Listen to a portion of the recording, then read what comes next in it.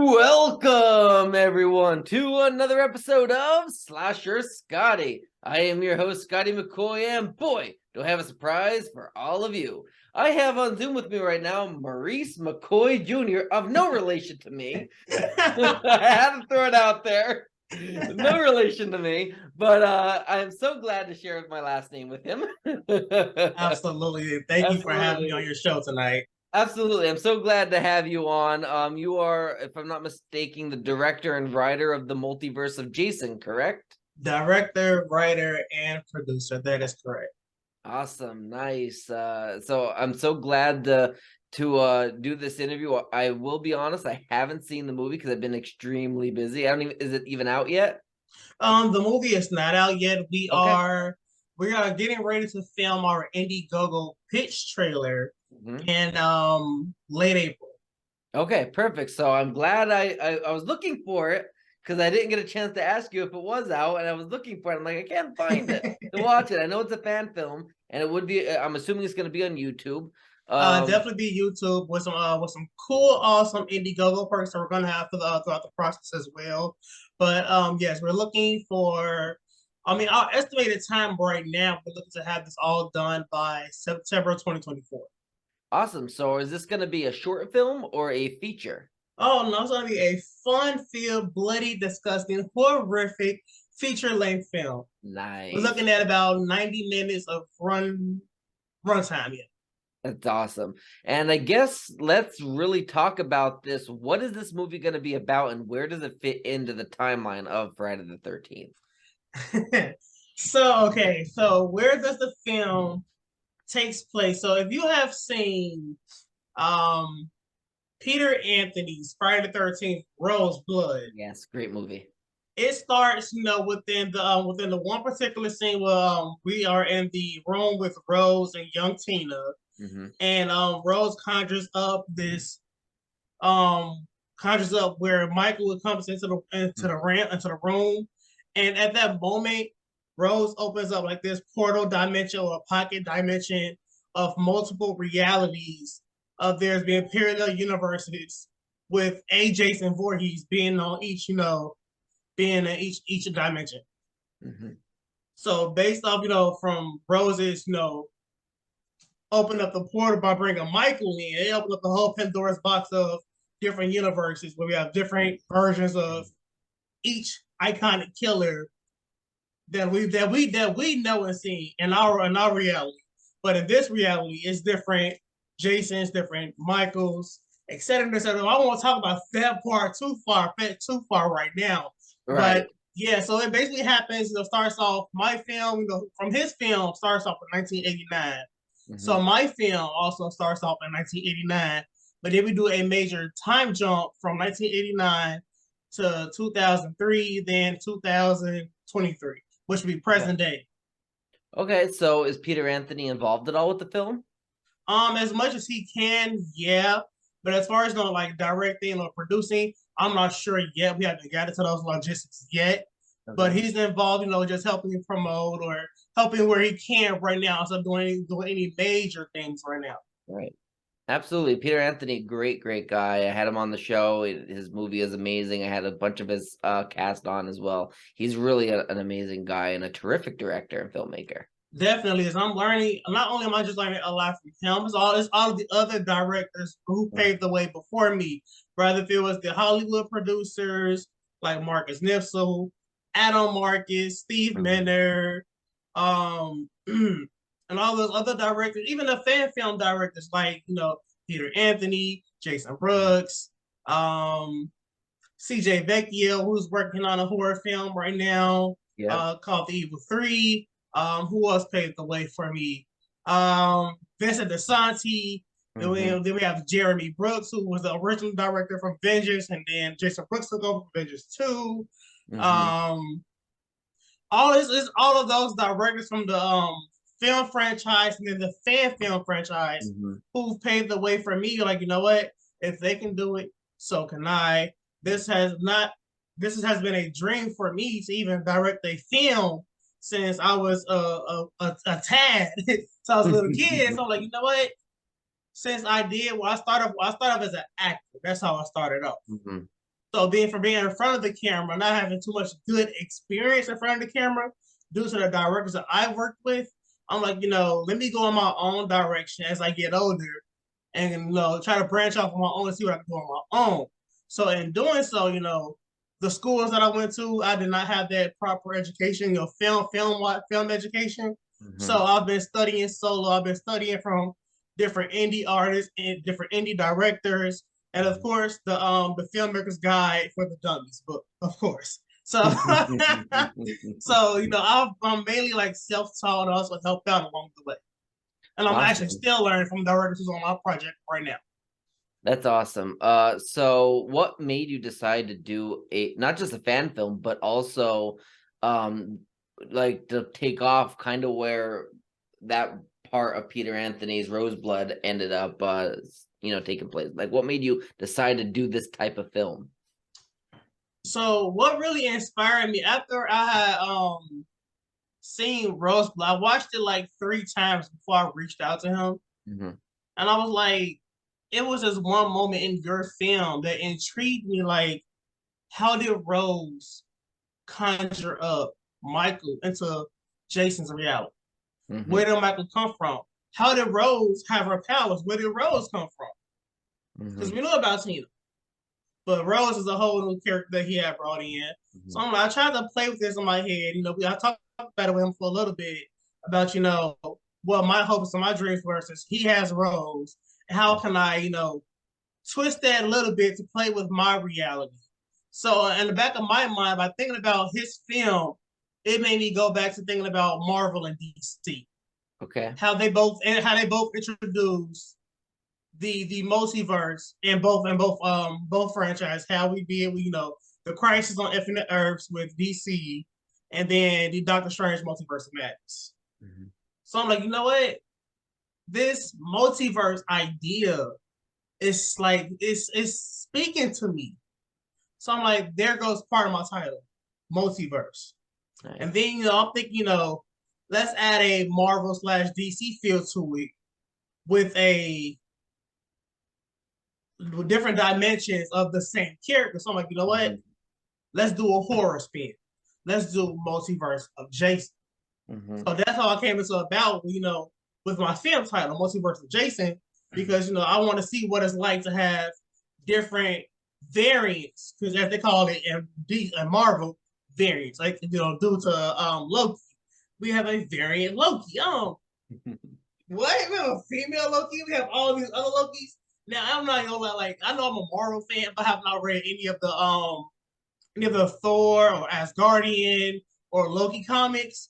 So I was kind of like behind with that. But I'm like, you know what? Let me play with this and introduce it in the horror aspect. Boom.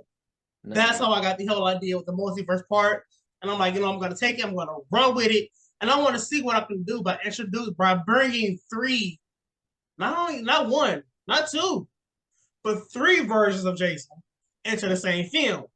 Because let's go back in time, let's rewind time back a little bit. When Freddy versus Jason first came out, and there was all that talk and a lot of movie suggestions about, did Freddy really win? Did Jason win? Who won?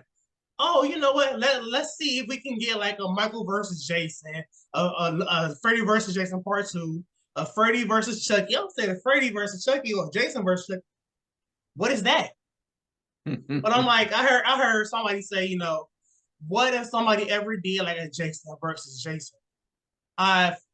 Me and one of my friends I went to school with back in the day, we were like, what if they did a Jason versus Jason?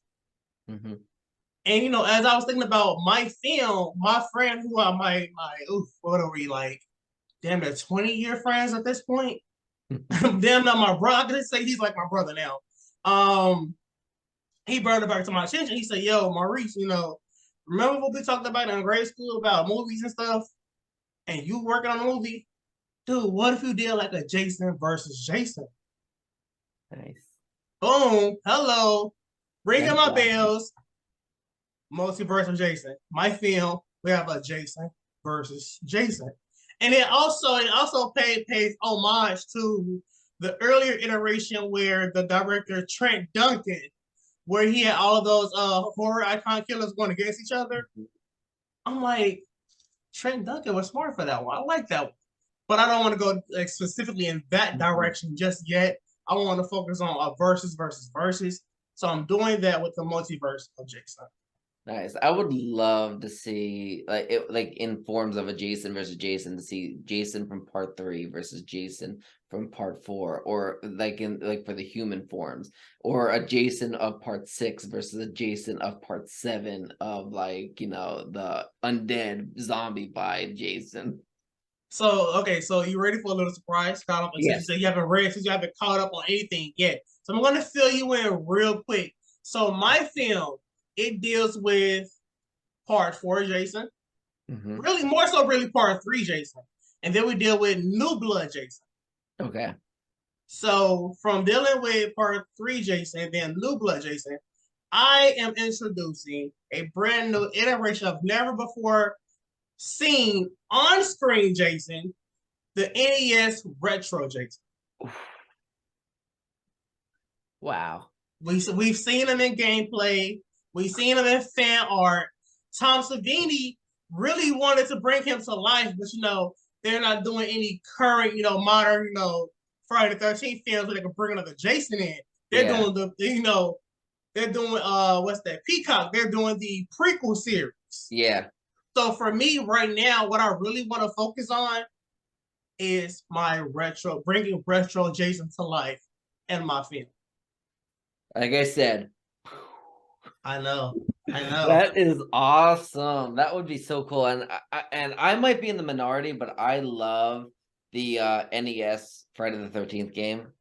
But I mean, I'm 33, but I love the classic games. I mean, I was just playing my Nintendo 64 that is the same Nintendo 64 that I first bought, well, my dad first bought for me in 1996. And I still play it, and it still works with the same games, Banjo-Kazooie and Banjo-Tooie. I love the retros, the classics, and I love like the old school games. And I don't have the NES, but I did do an emulator of the Friday the 13th, and it's so hard, but I love that game. And that's another thing. So for me, when it comes to my NES retro Jason, he's gonna be very, very retro, the purple jumpsuit, the blue boots, the blue gloves, the blue hood. He's gonna be very, very have that old school 80s look to him. So there's that nostalgia that we missed because they didn't do the retro Jason in any of the 80s films, not even the Freddy vs. Jason film. So for me, if anybody watches my film once it is out there come 2024, maybe 2025, but we're literally hoping for 2024. Once my film is released and everybody sees that retro Jason, I'm hoping to get that fan reaction, that crowd reaction, like, whoa, dude, that director did that. He brought him to life and he nailed that. He nailed that character. The person who's playing retro Jason, he nailed the persona of what it's like to be Jason, retro Jason. That like the actor will have to bring it, like really, really bring it, and really, really sell it. The actor, his name is Andrew Schultz, and he's from Erie, Pennsylvania. Okay. So I told him, I said, hey, bro, I see what you're working with. I see what you can do. He's an actual fireman by day. Nice. He's an actual fireman by day. So when it comes to any kind of stunts, he said he can handle it. So I feel very confident in his skill sets, and I feel confident, by him being retro Jason, he can like lift bodies over his shoulder or swing or drag bodies across the ground. So he's gonna do anything that a typical Jason could do, but he's very much more powerful. Okay. He's powerful than part 3 Jason. Okay. But he's like equal to New Blood, but just a tad bit stronger than New Blood. Okay. Because he's fresh and he's new and he has all of this energy. But here's the catch that a lot of people might not like at all. But for me, I love it because I'm a fan of this particular movie. New Beginning. I like New Beginning. New Beginning. I love New Beginning. Yeah. Retro Jason isn't like a actual Jason Voorhees. He's a copycat. He's like Roy Burns. So the person, the Andrew who is playing Retro Jason, he's a regular hockey player. Okay. And in my film, Andrew's character, his name is Tristan Voorhees. No pun intended. He's not related to Jason Voorhees. He's just a regular kid named Tristan Voorhees who's on a hockey team at Crystal Lake University, fictional in my film, of course. The hockey team, they're the Blue Devils hockey players. That's the mascot, Blue Devils. Nice. You'll see it in the film because I'm working on a mascot for that. But the hockey since he's a goalie, so Tristan Voorhees, he's a goalie and he wears the Blue Devils hockey mask, which is the NES Retro Jason hockey mask, of course. So to give you more intel on a little without spoiling too much of into the film. So there's this one scene in the film where he's traveling home with his girlfriend. And a bunch of drunk kids drive past, swerving because they're all drunk or they're high, and they make Tristan and his girlfriend crash to a tree. The girlfriend is dead. He's knocked out into a coma. But when he wakes up, he realizes, oh, my girlfriend is dead. And then, oh, she's wrapped up in a Camp Crystal Lake counselor's t-shirt. Nice. Crystal Lake has been closed. Right. But apparently now they're reopened. So, since I know where you guys are, and I know who made this happen, I want revenge. Yeah, there we go. And since you're having I'm just throwing this out, half joking, but I think would be pretty a nice touch. But with the NES Jason, it would be so funny if there was like a scene like where the counselors are like throwing rocks at him. See, that's very iconic. I feel like that's very iconic, and that's sort of trend because in another small part, going to spoil it just a little bit more. Tristan Voorhees, one of the players who's one of the students who attends Camp Crystal Lake. He's a football player at not Clark, Atlanta. Oh, I'm thinking about real. Oh, not Clark, Atlanta. Crystal Lake University. He's a football player for the Crystal Lake Blue Devils, and his name is Dwayne Teddy D. Cricket. Okay. So him and Tristan, they have an altercation. And that's set in the past, of course. There's gonna be a flashback moment. They have an altercation where they're battling for dominance between who's the bigger team on campus. Is it the hockey team or is it the football team? So there's in a flashback moment, we see, Dwayne and Tristan getting into it, and they're tussling each other back and forth. And that pretty much puts a negative taste in Tristan's mouth already about the football team because Tristan feels like, we've been dominant since the 80s. The football team came around in the early 2000s. And now they're trying to take over. I'm not okay with that. I want to put our school back on the maps because both teams has been losing games since the early 2000s. Right. They didn't make it to the championship or the NHL. I forgot what their championship is called in real life. But there's that battle for dominance between them two. Nice. So there's a lot of points in my film where Tristan really feels like he wants that revenge so eagerly and so much more. There's a lot of animosity that he feels. And then when he pulls on that mask, forget Tristan. He's now Jason.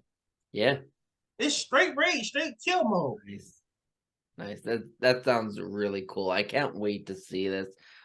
Speaking of the 12 films in the franchise, which one is your favorite and which one's your least favorite? So for me, I have like two favorites. I just have two favorites, and one of them people can bash a lot about. You pretty much know I can go with that one. But for me, my first one is near and dear to my heart, which is New Beginning. That's near and dear to my heart because it's like anybody can say New Beginning is very sleazy, it's very trashy. There's a lot of porn within it. I'm like, hey, what do you expect? It's teens at a rehabilitation center, rehabilitation camp. But if you think about it, that's how all the Friday the 13th are since the beginning. I mean, starting back with Marcy and Jack. Absolutely. Absolutely. A lot of people, they've been telling me, hey, why would your film be anything like that? I say, because it's my vision. Mm-hmm. That's why I can't tell you, if you're a creative film, I can't tell you, hey, don't do that because you're not going to get a lot of views. Or, hey, don't do that because you're making it too sleazy and it's like a pornographic film. Correction. Don't tell me how to do my work. I want to tell you how to do your work.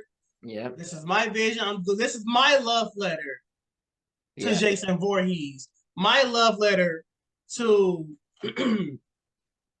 to Sean Cunningham and Victor Miller and Ron Kurtz. This is my love letter because this is what's coming from my heart as a fan or fans of the franchise. So if you don't like it, okay, cool. But you're still talking about it. So I know it's surfacing somewhere out there. Yep. But my second one that's near and dear to my heart is Jason Goes to Hell. Nice. That's a twist. A lot of people don't like that one. I like it. I enjoy it. I'm really good friends with Adam Marcus. He and I are really close friends. For me with Adam, I reached out to him at the very beginning of my process. Even I went through like three film title changes. I went through Crystal Lake Wasteland. I went through Jason Escapes from Hell. And I just combined those two into the film that I have right now, the Multiverse of Jason. Okay. And when I originally pitched the idea to Adam Marcus, I was telling him how, hey, I'm a fan of I grew up to be a fan of your work. And I like what you did with Jason Goes to Hell. And I want to piggyback off that film by creating a fan film of it. And, he was like, go ahead, do it. If you need any help, if you need any assistance, let me know and I'll help guide you. And I'll do what I can to make sure you're on the right path with your success of your film. So by that was my first initial blessing from any director who worked on any of the any fan films or any Hollywood franchise films. So there was, like I said, the first one was Adam Marcus. The second one was Steve Minner. And then in the fan films, I'll talk to Vincent DeSanti. I talked to Peter Anthony, Jeremy Brown, Jason Brooks, CJ Vecchio, and I feel like I'm missing one. There was another one who I talked to. Riley Lorden, The Fall of Camp Blood. Oh my God, I cannot forget that one.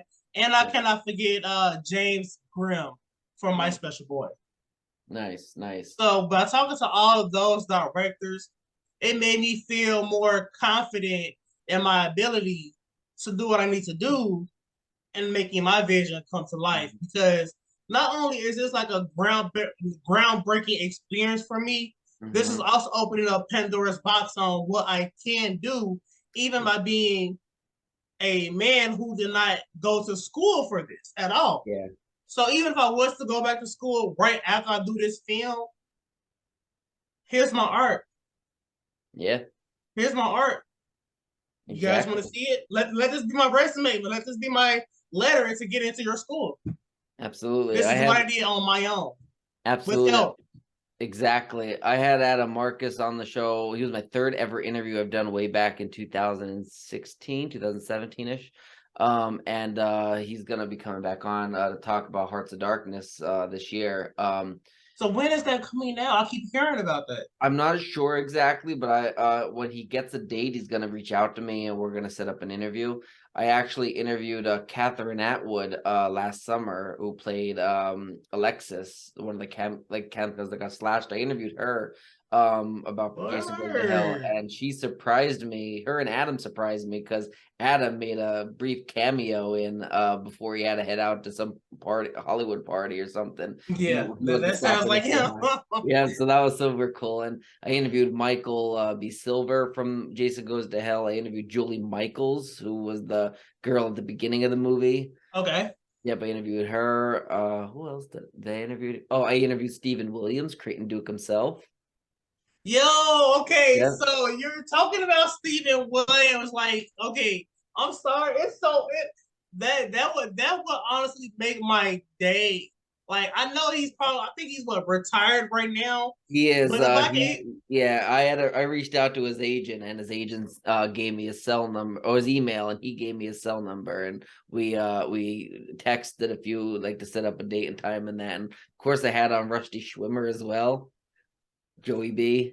Yeah, wow, yeah. It was funny because I reached out to her on Facebook, and she before she even responded to me, she messaged Adam Marcus, and Adam told me, was it Adam that told me this story? No, Rusty told me the story. Rusty said in the interview, she said, so yeah, she goes, I didn't know anything about you, and I immediately asked Adam Marcus, I go, who is this Scotty guy? Is he on the up and up, or is he just one of those clowns out there? wow, And I told Adam that, and Adam's like, that sounds like Rusty. wow. Adam gave me the biggest blessing to do the interview. He's like, you do it or you're gonna regret it, and she did it. And I also had on Adam Cranner, who played her son in the movie Ward. We're friends on Facebook as well. Oh, see, okay, now I see who got the hookup. Scotty has a I hookup. I had love I had it. about, I'd say, 50 or 60 people from the franchise Friday the 13th franchise on. So yep, I had Wow. about 50 or 60 people or so. Yeah. I had Terry Kaiser from Part 7. Absolutely. And he's in Peter's film Roseblood. Yep. Absolutely. I interviewed him before Rosebud was even. I don't even think it was even, like, it was probably in draft, but I interviewed him in 2018, 2017, something like that. Mhm. Yeah, he's a super great guy, and he told the funny story. Who was a funny story about how he almost, when he did a stunt scene, when he got pushed, and I asked him, I said, did they get you a stunt double? He's like, stunt double? He said, we didn't have any money for a stunt double for me. I had to do all that stuff. I'm like, really? He's like, yeah, my head almost went into a crocodile.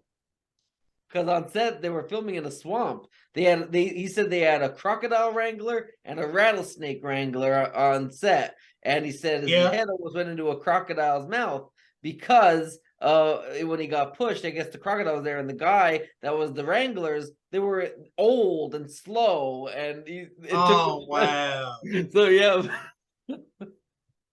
yeah. See, that's why. Okay, that's part of the reason why I'm glad, about me being in the Midwest when it comes to filming, especially Mhm. for this film that I'm doing. We won't have to deal with too much of like the Yeah, gators or the sharks. Now yeah, we might have to deal with the bears, the deers, the yeah, occasional rattlesnakes or corn snakes. yeah, So yeah, that's the part that I'll have to deal with right there for me. Because one, a yeah. bear and a deer, okay, but a snake, no, this not Wakanda forever, but it's just no, no way. Absolutely. Absolutely. I'm not So, these snakes. I'm sorry. right. So thinking, so right now we're doing our interview. What's the date? Like the 9th or something like that. Yeah, it's the ninth. Yeah. So obviously your Indiegogo isn't coming out for a couple of months. So speak to the audience as looking into the future. How would you describe to them, if they were to come across this and your Indiegogo is live, how they can come across and find your Indiegogo if they would like to support the film? Okay, so if you would like to support my film, I'll have, three profiles. I have a few accounts. There's the Instagram, there's the Facebook, there's the Twitter, and there is the TikTok. Since TikTok is so trendy, you can find us on any of those platforms at Multiverse of Jason. I will definitely make sure I give you those links to those pages. We can add them to this Yeah. interview later on afterwards. Also, it'll be streaming. It'll be on my business profiles, which is Flashtainment Productions LLC on Facebook, Instagram, Twitter, and of course TikTok. That is Flashtainment. That is FLASHTAINEMENT.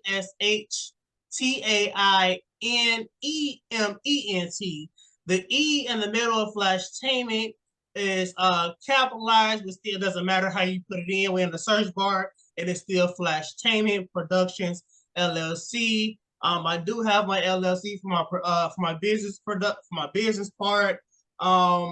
For my business, I not only do film, I also operate within film production, music production, photography, modeling, actors workshops, writer workshops, and I have a few networks with fashion design. Nice, nice. And like I said, that is Flashtainment Productions. But right now, I am focusing very heavy on my film productions, so I can getting a name out there for myself as both actor, director, writer, writer and producer. So there's a lot that I'm working on right now to make a positive name for myself, because this is what I'm very passionate about. And I just want to show my talent off to the world. This is my gift, my talent that I offer to showcase to you all. And you're doing it the right way, because you have, from the people I saw that was on your Facebook, the mutual friends, you're doing the proper thing, and that is networking.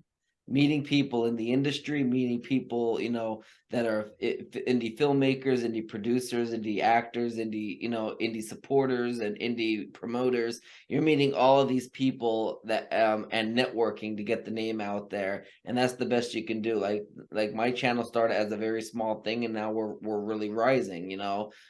Same thing with you. Like you meet, you network, and then they know about it, then their friends know about it, and their friends know about it, and it just grows and grows and grows. And I cannot wait to see this movie, and I definitely want you to send it to me, especially the Indiegogo, and then of course send the movie when it's finished. I will be promoting it for you. I can share the links and all that for you. I'm really excited, and I'm really excited about the NES Retro Jason. That's really exciting. That's the biggest news that I've been getting so far. So for Andrew Schultz, Multiverse of Jason not already being as big as as a Halloween costume during a Halloween season. What I'm doing for him alone is making I'm having this costume ordered, I believe through J3 Costumes. Okay. That's who's going to be putting together his costume cosplay. For me, I say costume because this isn't like a comic book kind of convention, comic book kind of thing. This is a horror film, so I'm going to say costume. Normally, I would say cosplay because I'm a cosplayer myself. I'm a big anime nerd, DC, Marvel, comic book nerd in general. Nice. But more so, I am rocking with Marvel, and I am rocking with anime. But it's funny because going back to my production company name, Flashtainment. The first 5 words, Flash, gives it away itself. Comes from the DC character, The Flash, who is my all-time favorite DC superhero. Nice. That is what I say in every interview, but it's like really true because Flash is my favorite DC superhero because one, he can go back in time, he can stop time, he can manipulate time, he's the fastest man alive. To me, I feel like he's faster than Superman. I'm sorry for any Superman fans out there, but I personally feel like Flash is definitely faster than Superman. Nice. And I put the period on that part right there. But as far as I'm a big Mario nerd. As you and Mario, hey, I'm Naruto. There you go. Oh man, like I love it. So Naruto was my breaking into that's how I lost my anime virginity, with Nice. Naruto. Nice. So yeah, Flash Tainted was inspired by Flash. So once I get my production company really up and going, and I have the building name, Flash Tainment Youth Center, Flash Tainment Center. I'm really focusing on like specific like uniform or dress code colors of like maroon and gold because that's the Flash's colors, and that's my production my production company's colors. So I'm like, it's catchy to me. It's like I love everything about Flash. I love Iris West, no matter if it's a CW's version of Iris West or if it's Warner Brothers, the animation Iris West. I love it. I love everything about the Flash from Barry Allen himself to Iris West to the entire cast of the Flash, Danielle Panabaker, Grant Gustin. Even when it shifts into the Arrowverse, there's Stephen Amell. Oh my God! Like I know I'm kind of branching up. I'm sorry. I'm like. No, you're good. You're good. It's just it's exciting for me. Like it's very exciting for me because Flash is coming up on his last final season 9, and they just brought back Stephen Amell. Nice. So I'm like, what? You just brought back Stephen Amell, and I'm going to meet him later on this year at a comic book convention. Nice. That's exciting. That's like a dream come true. I'm very geeked and I'm very amped up about that. Like it's just 2023 is beginning to be a really. You sound like me when they were having the Halloween reunion at Monster Mania that I went to last October in Valley. I heard about Monster Mania. I really want to go to Monster Mania, but for me, I have there's 2 major events that goes on here in October. That's the anime convention that I go to on Halloween weekend. And that's also the month of my deceased brother's birthday. So that's a very personal and then very. They just added Monster Mania for Hunt Valley in April. I already got my ticket for that. And then they have 2 in Cherry Hill, New Jersey, 1 in March and 1 in August. And then they have Oaks, Pennsylvania in November. Word. See, that's what I love. Like I want to get to know about all of the horror conventions that are going on. So when I get ready to venture outside of the Midwest, I know where I want to go to. Like say beginning of the year, like how it is right now. I want to plan out my year accordingly, so I know what I'm doing. So to give you a prime example, for me, this year alone, I'm just focusing on production. Yeah, absolutely. And then next year, after everything is pretty much mellow, next year I will be celebrating my 30th birthday. Nice. So I plan on going to, Orlando to go to what's that Disney. I begin to confuse. I think it's what Disney World. Disney World's in Florida. Disneyland's in California. Yeah. Okay, so I'll be going to Disney World. Okay, yes. That's in Florida. Yeah, Orlando. I'll be going to Disney World for the very first time. Nice. It'll be after my 30th because my plan is to premiere doing the red carpet event. So dropping the film on Friday, September 13th, 2024. Okay. So there's the deadline for the YouTube release. Yeah. But the premiere would be that Saturday. The red carpet event would be that Saturday before. Yeah. No, okay. Sorry. It'd be August. Sorry. It'd be August 30th. I believe that if I'm not mistaken, that's a Saturday in 2024, August 2024. Okay, awesome. Yeah, and for everybody watching this Friday is Friday the 13th. So it absolutely is. It absolutely. And I already got invited. I got invited to 2 events this weekend for Friday the 13th. We have the Basement of the Dead here in Aurora, Illinois. This Friday the 13th. Basement of the Dead. You get to see Jason, you get to see Mike, you get to see Fred, you get to see majority of the iconic killers in the Basement of the Dead haunted house. And also, I had, like I said, there's a second event that I will be going to, It's a out in the club up north side of Chicago, where they will be mixing different tracks from the iconic killers about this club. Like they're setting it up with the Friday the 13th theme, but it's not just Friday the 13th. They're playing different Michael Myers soundtracks, different Scream soundtracks, different not Friday the 13th, different Nightmare on Elm Street soundtracks. So there's a lot going on for me this particular Friday the 13th, but it's going to be a fun. That's what I will say. That's going to be great. A safe and fun. Absolutely. Well, I thank you, Maurice, for joining me this evening.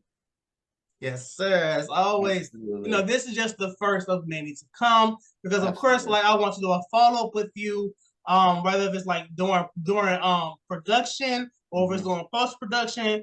But I would definitely keep you in the loop and make sure I share with you all of the the process of where we are when the Indiegogo comes out. Absolutely. And actually, the Indiegogo will be released May 27, 2023.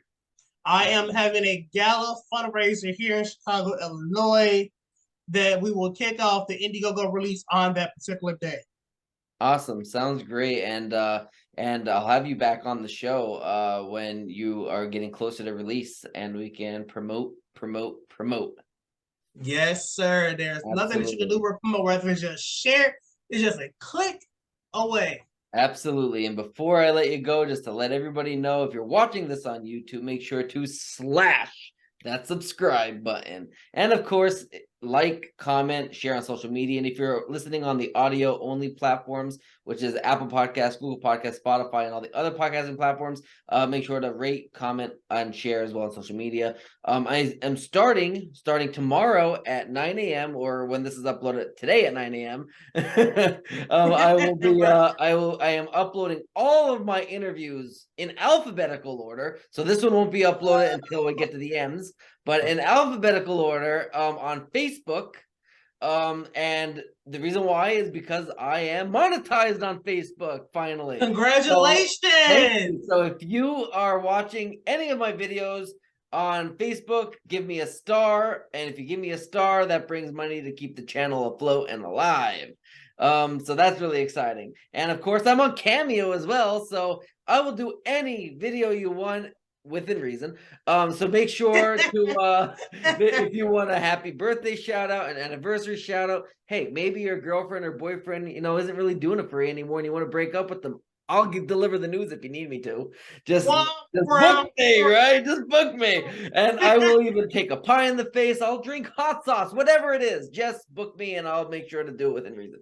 Of course, my book, The Ultimate Halloween Movie Experience, forward by Jamie Lee Curtis. And of course, the original artwork from Kim Gottlieb Walker from the On-Set Photography from 1981's Halloween 2. And there's 6 original interviews with cast and crew from the franchise, as well as thousands of trivia questions in this book, and so many more original photos that Kim Gottlieb took on set. So definitely check that out. And one last thing while I'm promoting here myself, check out Virtual Merch Booths, because they are my merchandiser and they have a bunch of different designs, as well as my signature shirt, if I can get it up, the Slasher Scotty shirt. So definitely check all of those out. Yes.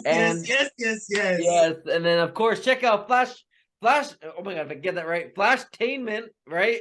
Yes, Flashtainment Production LLC. Check that out. You guys can follow us on. You guys can also follow us on YouTube and Flashtainment Productions LLC. And once you hit that like and subscribe button, I will see you in the Flash Zone. Absolutely. And don't forget to check out the Multiverse of Jason. Current release date is scheduled for Friday, September 13th, 2024. If there's any updates, I will make sure, I'm sure Maurice will send it over to me, and I'll send it over to all of you as well if there's any changes. Absolutely. But that is the scheduled date. And of course, check out the Indiegogo come May 2023. What's the date again? May 27, 2023. Awesome. Sounds good. Thank you so much, Maurice, for joining me. It's been great. And it's been a fun time, and you have a great rest of your night. All right, Scotty. I will see you in the Flash Zone. Sounds good. Bye. All right, buddy.